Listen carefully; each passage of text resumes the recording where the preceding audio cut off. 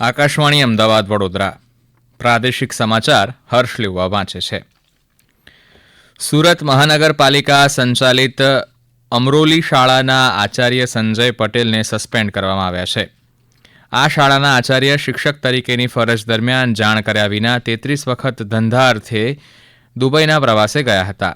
શિક્ષણ રાજ્યમંત્રી પ્રફુલ્લ પાનશેરિયાએ આ અંગે જણાવ્યું છે કે રાજ્યના લાખો શિક્ષકો કર્તવ્યનિષ્ઠાથી પોતાની ફરજ બજાવી રહ્યા છે, ત્યારે સુરતમાં બિનઅધિકૃત રજા પર હોય તેવા 2 શિક્ષકોની વિગતો મળી છે. પોતાના સ્વાર્થ માટે બાળકોના ભવિષ્ય સાથે ચેડા કરનાર શિક્ષકોને માફ કરવામાં નહીં આવે.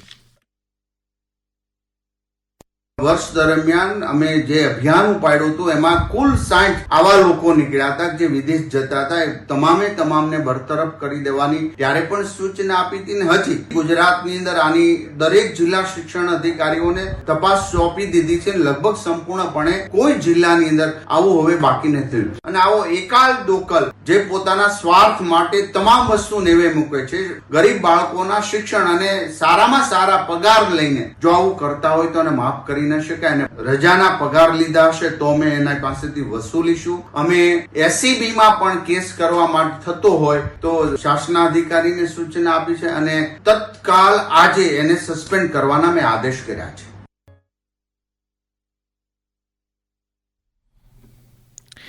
નમો સરસ્વતી વિજ્ઞાન સાધના યોજના હેઠળ વિજ્ઞાન પ્રવાહમાં અભ્યાસ કરતા 2.5 લાખથી વધુ વિદ્યાર્થીઓને 28 કરોડ રૂપિયાથી વધુની આર્થિક સહાય ચૂકવવામાં આવી છે. જ્યારે નમો સરસ્વતી યોજના હેઠળ વિજ્ઞાન પ્રવાહના ધોરણ 11 અને 12માં અભ્યાસ કરતા વિદ્યાર્થીઓને 25,000ની સહાય આપવામાં આવે છે. રાજ્યની શાળાઓમાં આ યોજનાના સુચારુ સંચાલન માટે નમો સરસ્વતી પોર્ટલ શરૂ કરવામાં આવ્યું છે. તમામ શાળાઓ વિદ્યાર્થીઓની નોંધણી વિદ્યા સમીક્ષા કેન્દ્ર અંતર્ગત ચાઇલ્ડ ટ્રેકિંગ સિસ્ટમ પોર્ટલમાં કરવામાં આવે છે. યોજના હેઠળ પાત્રતા ધરાવતા વિદ્યાર્થીઓને આર્થિક સહાયની ચૂકવણી વિદ્યાર્થીઓના બેંક ખાતા દ્વારા કરવામાં આવે છે.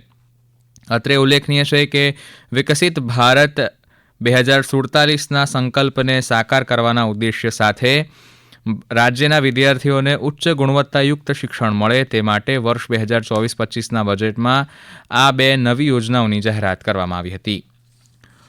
હોમગાર્ડ્સ અને નાગરિક સંરક્ષણ દળના જવાનો માટેનો રાજ્યકક્ષાનો રમતોત્સવ આજે ગાંધીનગરના સાંઈ સ્પોર્ટ્સ ઓથોરિટી ગ્રાઉન્ડ સાથે શરૂ થયો છે. રમતગમત મંત્રી હર્ષ સંઘવીએ રમતોત્સવનો શુભારંભ કરાવ્યો હતો. આ રમતોત્સવમાં પુરુષ તથા મહિલા શ્રેણીમાં 100, 200, 400 મીટર દોડ, લાંબી કૂદ, ગોળા ફેંક અને રસ્સા ખેંચ જેવી રમતોનો સમાવેશ કરવામાં આવ્યો છે. આ ઉપરાંત પુરુષોની શ્રેણીમાં કબડ્ડી, વોલીબોલ અને મહિલા શ્રેણીમાં ખોખો જેવી રમતોનો સમાવેશ કરવામાં આવ્યો છે. મહીસાગર જિલ્લાના ભાદર બંધમાંથી રવિ પાક માટે ભાદર કેનાલ મારફતે 50 ક્યુસેક પાણી છોડવામાં આવ્યું છે.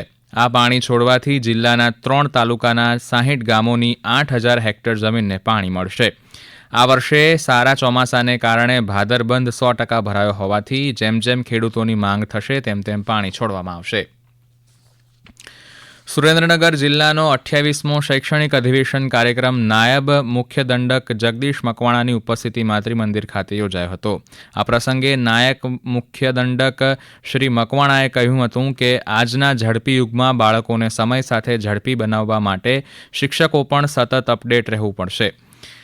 નવી શિક્ષણ નીતિ અમલી થતાં શિક્ષકોએ નવી બાબતો, નવી ટેકનિક શીખવી આવશ્યક છે, જેથી બાળકોને ઉચ્ચ કોટીનું શિક્ષણ આપી તેમનું ભાવિ ઉજ્જવળ બનાવી શકાય. અમારા સુરેન્દ્રનગરના પ્રતિનિધિ દિનેશ પરમાર જણાવે છે કે આ કાર્યક્રમમાં ધોરણ 10 અને 12ના તેજસ્વી વિદ્યાર્થીઓ અને જુદા જુદા ક્ષેત્રમાં સિદ્ધિ મેળવનારા શિક્ષકોનું સન્માન કરવામાં આવ્યું હતું. કેન્દ્રશાસિત પ્રદેશ દાદરાનગર હવેલી અને આણંદ જિલ્લાના પેટલાદમાં થયેલા 2 જુદા જુદા માર્ગ અકસ્માતમાં 7 વ્યક્તિઓના મોત અને 15થી વધુ વ્યક્તિઓને ઈજા થઈ છે. દાદરાનગર હવેલીના ખાનવેલ દૂધની રોડ પાસે આવેલા ઉપલા મેઘા ગામે કાર ચાલકનો સ્ટીયરિંગ પરનો કાબુ ગુમાવતા કાર મોટા પથ્થર સાથે ટકરાઈ હતી અને પલટી ગઈ હતી, જેના કારણે 4 લોકોના ઘટના સ્થળે મોત નીપજ્યા હતા. બીજા એક બનાવમાં આણંદ જિલ્લાના પેટલાદના ધર્મજ વડદલા નજીક આજે સવારે લક્ઝરી બસ અને કાર વચ્ચે થયેલા અકસ્માતમાં 3 વ્યક્તિઓના મોત નીપજ્યા હતા. 15 વ્યક્તિઓને ઈજા થઈ છે. આ સમાચાર આપ આકાશવાણીના અમદાવાદ વડોદરા કેન્દ્ર પરથી સાંભળી રહ્યા છો.